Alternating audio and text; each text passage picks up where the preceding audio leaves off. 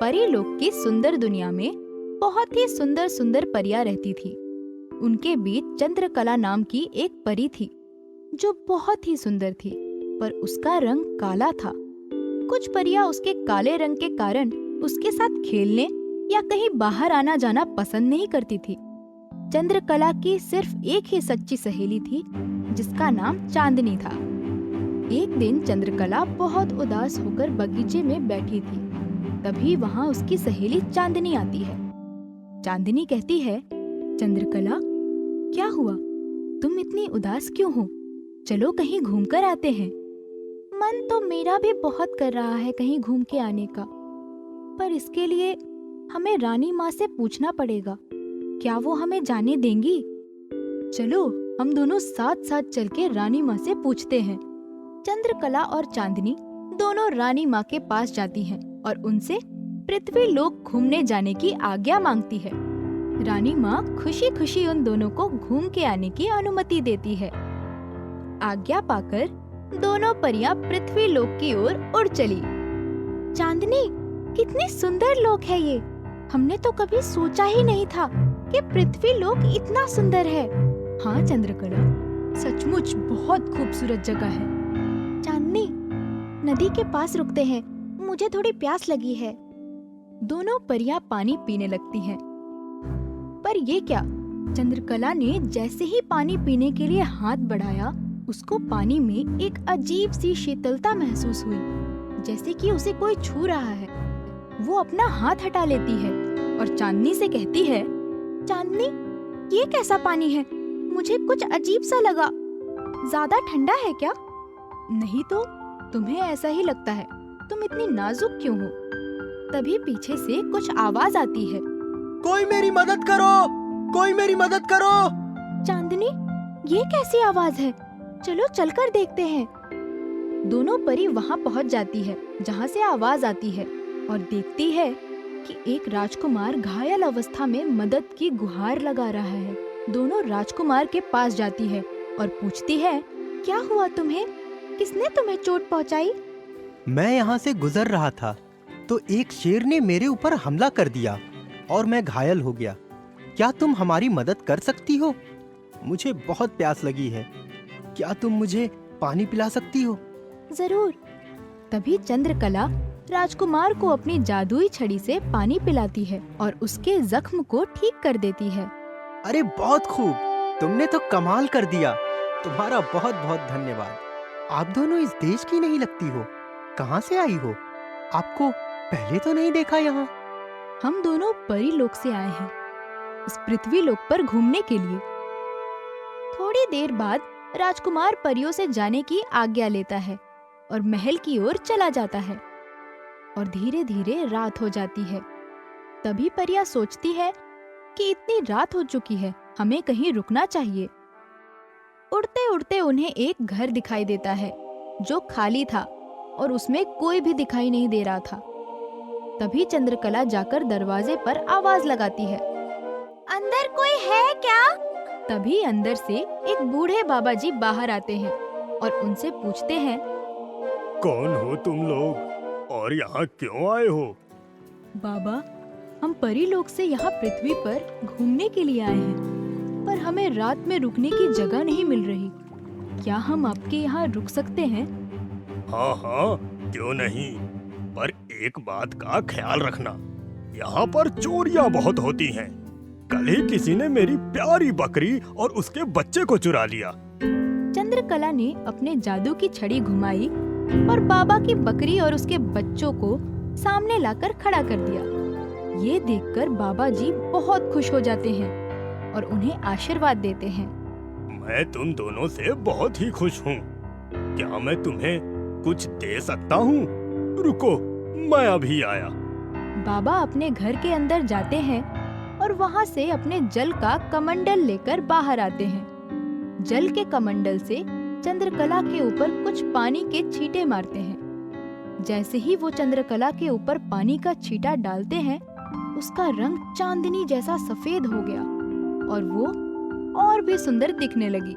ये देख दोनों परियां बहुत ही खुश होती हैं। बेटा चंद्रकला, तुम बहुत ही नेक परी हो। पिछले जन्म में तुमसे कुछ भूल हुई थी, इस कारण तुम्हारा रंग काला पड़ गया था। इस जन्म में तुम बहुत ही नेक और उदार हो, इसलिए मैंने तुम्हें उस श्राप से मुक्त कर दिया। तभी वहाँ से वही राजकुमार गुजर रहा था। उसने उन दोनों परियों को देखा, पर ये क्या, वो चंद्रकला परी को देखते ही रह गया और वो पहले से और भी ज्यादा खूबसूरत दिख रही थी। मैं तुम्हें ही ढूंढ रहा था। क्या तुम हमारे महल में चलना पसंद करोगी? क्यों नहीं, जरूर, हमें भी तो महल देखना है। और दोनों परियां राजकुमार की गाड़ी में बैठ जाती हैं और महल की ओर चलती हैं।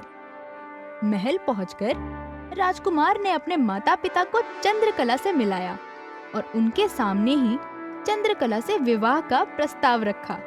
चंद्रकला बहुत खुश थी और उसने भी हाँ कर दी। इस तरह राजकुमार और राजकुमारी की शादी हो जाती है। इस अवसर पर देश की बहुत सारी परियां भी उसमें शामिल होती हैं और चंद्रकला खुशी खुशी राजकुमार के साथ पृथ्वी लोक पे रहने लगती है। जादुई गुलाब। दूर किसी एक गांव में एक किसान अपने 2 बच्चों हिना और श्याम के साथ रहता था। एक दिन अचानक किसान बीमार हो गया। तब उसने अपने दोनों बच्चों को अपने पास बुलाया और बोला, बच्चों, हमने अपनी जिंदगी में सिर्फ 4 चीजें ही कमाई हैं और तो मेरे पास कुछ भी नहीं है जो तुम्हें दे सकूं। उन 4 चीजों में एक गुलाब का गमला, एक अंगूठी, एक आटे की चक्की और ये घर, जिसमें से हिना मैं गुलाब का गमला और अंगूठी तुम्हें दूंगा, बाकी सब श्याम तुम रख लेना। किसान ने अपनी आखिरी सांस ली।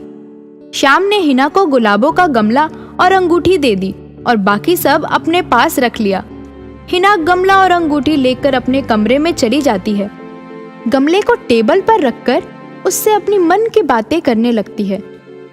आज से मैं और तुम दोनों दोस्त हैं। अब हमारा तुम्हारे सिवा कोई नहीं है। बात करते करते अचानक उसका ध्यान गमले के सूखी मिट्टी पर जाता है और वो कहती है, तुम तो बहुत सूख गए हो। लगता है बहुत दिनों से तुम्हें किसी ने पानी तक नहीं दिया। रुको, मैं अभी पानी लेकर आती हूँ। वो बाहर तालाब पर पानी लेने के लिए जाती है। जब वहाँ पानी भर रही होती है तो वो अचानक सामने देखती है कि एक बहुत सुंदर बगीचा है। वो बगीचे को देखने के लिए वहाँ चली जाती है, लेकिन ये क्या, उस बगीचे में तो एक सुंदर महारानी बैठी थी। वो पेड़ के पीछे से उस महारानी को देख रही थी। तभी महारानी ने उसे झांकते हुए देख लिया और बोला, कौन है वहाँ? सामने आओ, डरो नहीं, मैं तुम्हें कुछ नहीं कहूँगी। हिना ने डरते हुए कहा, नहीं नहीं, मैंने कुछ भी गलती नहीं की। मैं तो यहाँ पानी भरने आई थी और सामने आपका सुंदर बगीचा देखा। मुझे माफ कर दीजिए। नहीं नहीं, तुमने कोई गलती नहीं की है, डरो नहीं, आओ हमारे पास आओ। हिना महारानी के पास जाती है। नाम क्या है तुम्हारा? क्या करती हो तुम? कहाँ रहती हो? क्या तुमने खाना खाया? मैं महारानी हूँ, यही पास में रहती हूँ। बैठो, कुछ खा लो हमारे साथ।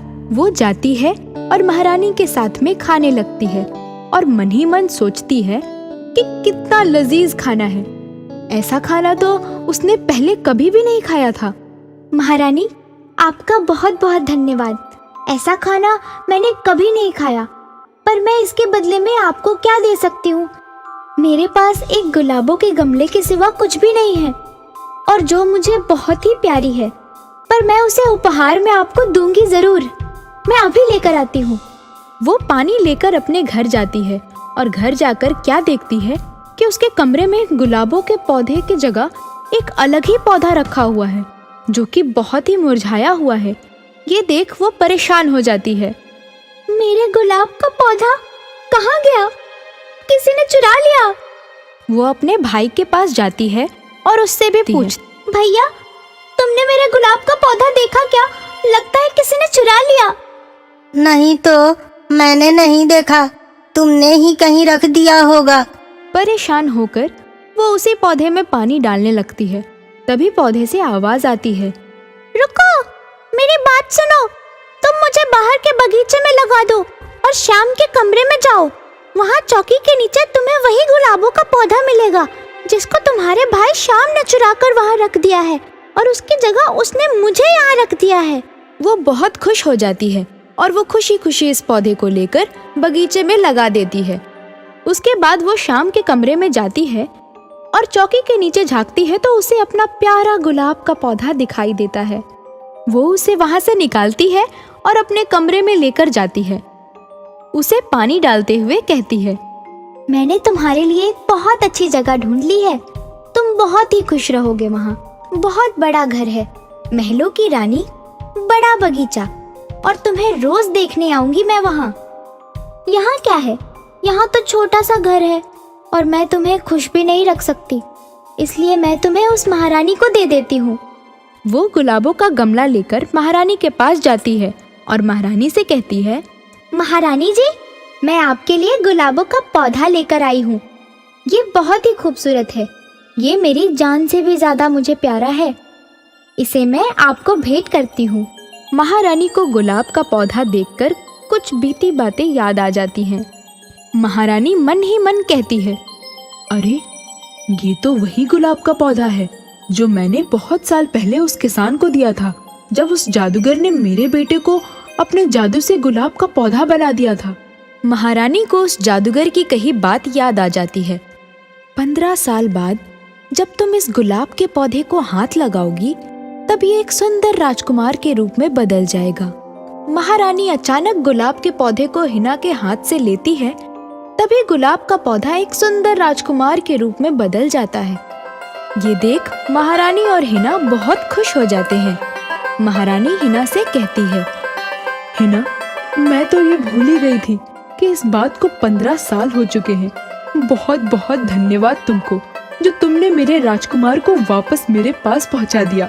हिना जैसे ही घर जाने लगती है, राजकुमार पीछे से आवाज देता है, रुको हिना, तुम कहाँ जा रही हो? तुमने तो मेरी बहुत अच्छी देखभाल की है। तुम मेरी सबसे अच्छी दोस्त हो। मैं तुमसे शादी करना चाहता हूँ। राजकुमार की ये बात सुनकर हिना बहुत खुश हो जाती है और खुशी खुशी दोनों की शादी हो जाती है।